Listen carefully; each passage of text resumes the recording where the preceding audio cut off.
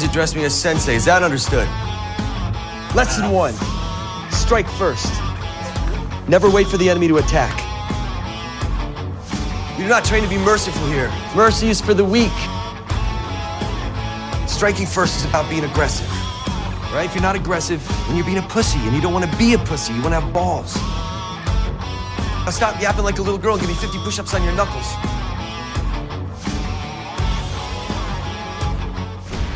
In the Karate Kid universe, it was always Daniel versus Johnny. If you wonder if a 30-year-old rivalry is worth a new TV show, well, that's exactly what they did.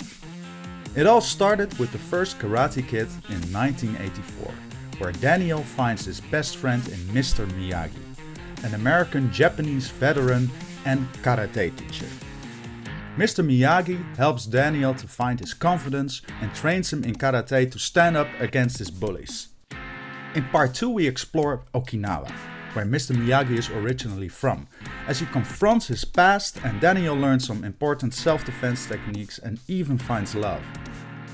In part 3, Daniel fully turns to the dark side as he is recruited by an extravagant millionaire and martial artist to represent Cobra Kai in a tournament. These 3 films provide enough backstory for the Cobra Kai series to show us that more often than not, life is grey and not black and white. But after Ralph Macchio, there was another Karate Kid. Hilary Swank plays Mr. Miyagi's new student in an entry that feels like an odd one in the franchise. What are you guys talking about? Some actress, whether she's hot. Who's the gal in question? Hilary Swank.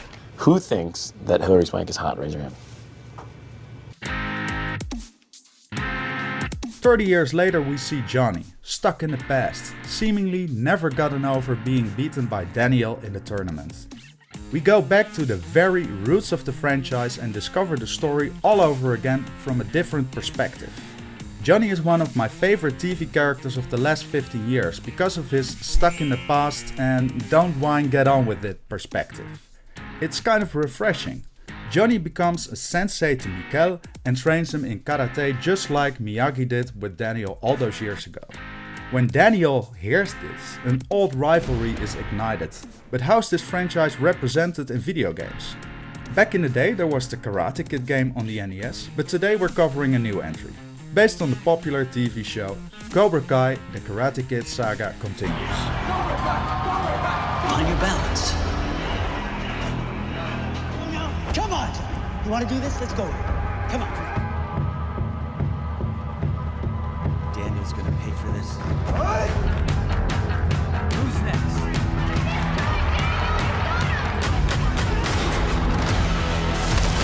It was released on multiple platforms, but I am playing it on Nintendo Switch. Right off the bat, the game desperately tries to create the right atmosphere, but it uses various art styles and tones to accomplish this, and therefore it lacks coherency. You choose between Cobra Kai or Miyagi-Do to begin the story. There are cutscenes drawn in an American comic art style to progress the story and tie to the TV show. These look pretty good on itself, but don't fit in the best with the rest of the design choices. Cobra Kai is a beat 'em up. As you progress through the story, you get to play as different students, including Johnny himself, and you have the ability to switch between these characters mid-battle. You can also upgrade your character's special moves in the dojo, where every character has the typical skill tree. Some of these moves are really satisfying to use in a fight, like the famous sweep the leg, which will send an enemy flying towards the camera, something that seemed very familiar to a certain Turtles arcade game. The environment offers you ways to spice up your fights. When pressing R next to certain objects, your character performs a finishing move. It doesn't work all the time though, as you have to stand at a certain spot relative to the object and the frame rate drops drastically during the finishing move.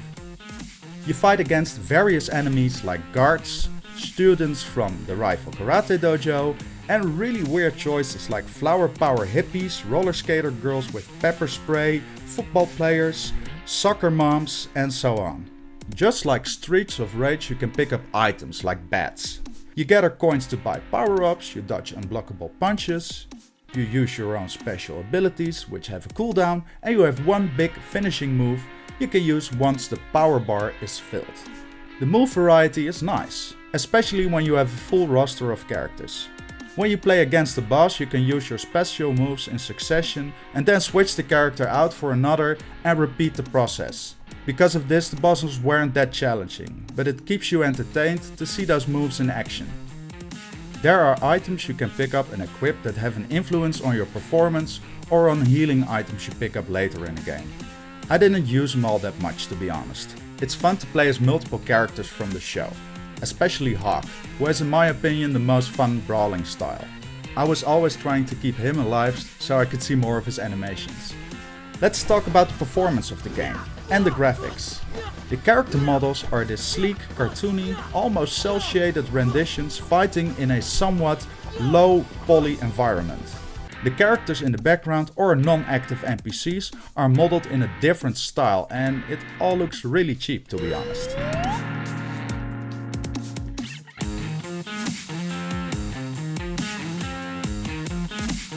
Getting back to those NPCs, by the way, look at the start of this level.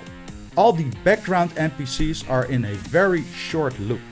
What the hell is this guy doing?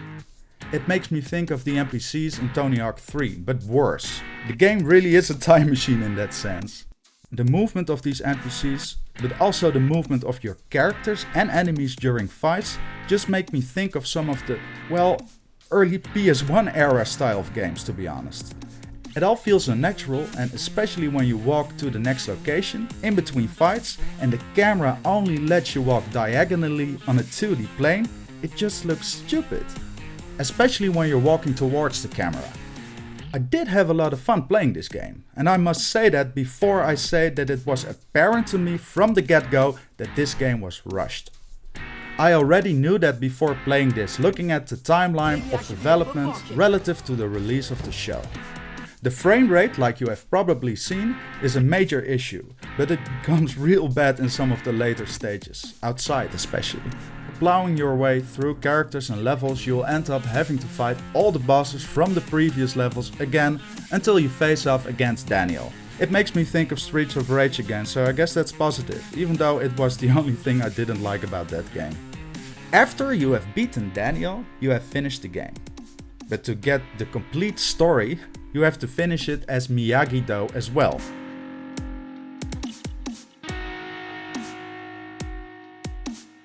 Wait, was that a Tyler Durden? Okay, this happened to me a lot as well. It sucks. Especially when your product is already out of the door. But to have this happen in the very last screen of the game? I restarted the game as Miyagi-Do, but when I quickly found out that it will just be the very same levels I had already beat, with perhaps some different cutscenes here and there, I said thank you very much and started working on the video. Cobra Kai has fun gameplay, I'll give it that, and the fact that there even is a Cobra Kai game is awesome. But it was rushed.